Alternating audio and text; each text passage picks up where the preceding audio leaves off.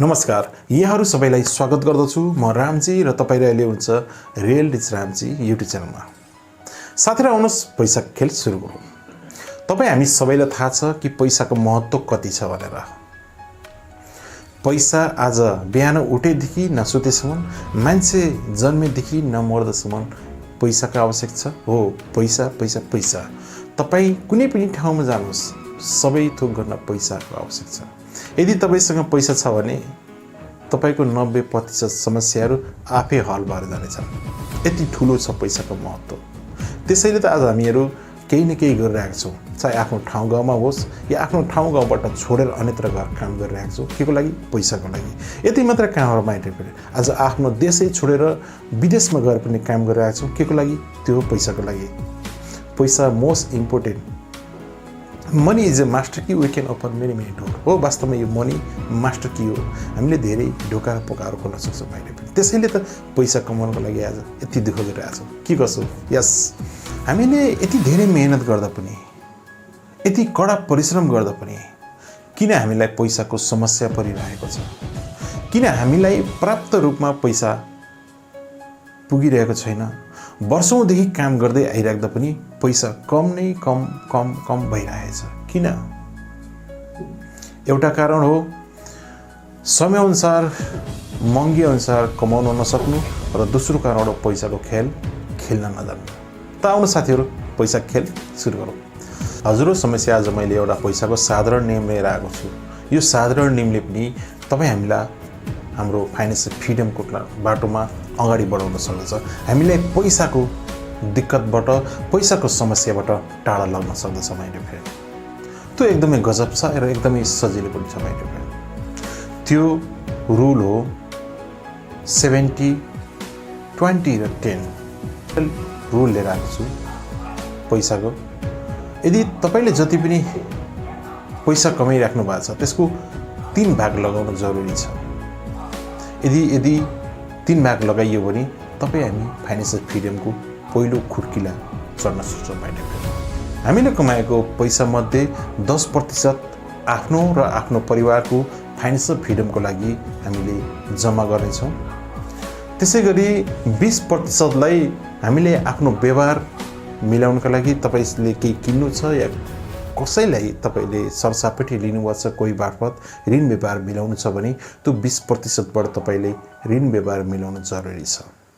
र बच्यो 70%। 70%मा तपाईले आफ्ना घरका सबै निडहरूमा खर्च गर्नुपर्ने हुन्छ, जस्तो खानपिन, स्वास्थ्य, केटाकेटीको स्कुल फिस, सबै जति पनि घरमा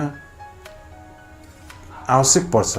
तपाईलाई लाग्न सक्छ कि मेरो अहिलेको पुरा कमाइले त मलाई खर्च पुर्याएको छैन, त मैले यसरी छुटाउँदा अझ कसरी हुन्छ त? माइ डियर फ्रेन्ड, खासै फरक पर्ने छैन। तपाईले जसरी पनि यो म्यानेज गर्नुपर्ने छ। तपाईले कमाएको 10% भागबाट तपाईले आफ्नो लागि छुटाउनुहुन्छ फाइनेन्सियल फ्रिडमको लागि। केही महिनापछि, केही वर्षपछि तपाईसँग यति धेरै पैसा हुनेछ, तपाईले त्यो पैसालाई अरू कुनै ठाउँमा इन्भेस्ट गर्न सक्नुहुन्छ। र तपाईसँग केही न केही पैसा जम्मा हुन्छ। जब तपाईसँग पैसा जम्मा हुँदै गरेको देख्नुहुन्छ अनि त्यो बढ्दै पनि गएको देखिन्छ, तपाईलाई खुसी लाग्न सक्छ अनि तपाईले पनि ममा केही भएछ, तपाईलाई लाग्न सक्छ मैले पनि केही गर्न सक्छु। अनि तपाईले 20%बाट आफ्ना ऋण व्यवहारहरू छुट्याउँदा आस्ते आस्ते ऋण व्यवहारहरू घट्दै गएको पनि देख्नुहुन्छ। र 70% तपाईले आफ्नो घर खर्चहरू आनन्दले चलेको पनि देख्न सक्नुहुन्छ। अलिकति कम्प्रोमाइज त गर्नुपर्छ माइ डियर फ्रेन्ड, किनकि आज तपाईले कमाएको पैसाबाट तपाईलाई नपुगेको हुनसक्छ, तर तपाईले यो रुल अपनाउनु भयो भने माइ डियर फ्रेन्ड खासै फरक पर्दैन। केही दिनमा तपाईलाई मजा आउनेछ अनि तपाईसँग केही पैसा जम्मा पनि हुनेछ। र तपाईसँग जब पैसा जम्मा हुन्छ नि, अनि तपाईँ आस्ते आस्ते रियल रिचको बाटोमा हुनुहुन्छ, फाइनेन्सियल फ्रिडमको बाटोमा अगाडि बढ्दै हुनुहुन्छ। फाइनेन्सियल फ्रिडमको यो जेनरल रुल हो, मोस्ट इम्पोर्टेन्ट रुल हो। तपाईसँग केही न केही रकम तपाईसँग जम्मा भइरहेको छ, तपाईको व्यवहार घटिरहेको छ र तपाईको खर्चहरू पनि चलिरहेको छ माइ डियर फ्रेन्ड। त्यसैले यो रुल अपनाउनु जरुरी छ। यो सामान्य रुल छ, हेर्दा जति सामान्य भए पनि माइ डियर फ्रेन्ड यसलाई अपनाउन गाह्रो छ, किनकि सामान्य कुराहरू नि त्यत्तिकै डिफिकल्ट हुन्छ क्या। त्यसैले यो रुल अपनाउनु भयो भने तपाईँको फाइनेन्सियल फ्रिडम बाटो जर्नी खुल्नेछ। सुरुवात तपाईँ आजैदेखि गर्न सक्नुहुन्छ। यसको लागि तपाईँले शुभकामना छ, किनकि तपाईँ धनी बन्ने तपाईँको अधिकार छ, तपाईँ सफल बन्ने तपाईँको अधिकार छ, किनकि भगवानले तपाईँलाई हर वक्त आशीर्वाद दिइरहेको हुन्छन्। भगवान तपाईँसँग छन्, तपाईँको साथ छन्। आज तपाईँलाई केही दुःख अप्ठ्यारो परे जस्तो लाग्न सक्छ माइ डियर फ्रेन्ड, तर नातिनुहोस्, तपाईँ सफल हुनको लागि जन्मिनु भएको, तपाईँ खुसी हुनको लागि जन्मिनु भएको, आनन्दित भएर बाँच्नको लागि जन्मिनु भएको, आफ्नो परिवारलाई खुसी बनाउनको लागि जन्मिनु भएको। र आज जे जति गर्दै हुनुहुन्छ त्यो के को लागि? तपाईँको आफ्नो परिवार र आफ्नो खुसीको लागि त हो नि माइ डियर फ्रेन्ड। यो जेनरल रुल अपनाउनु मोस्ट इम्पोर्टेन्ट छ।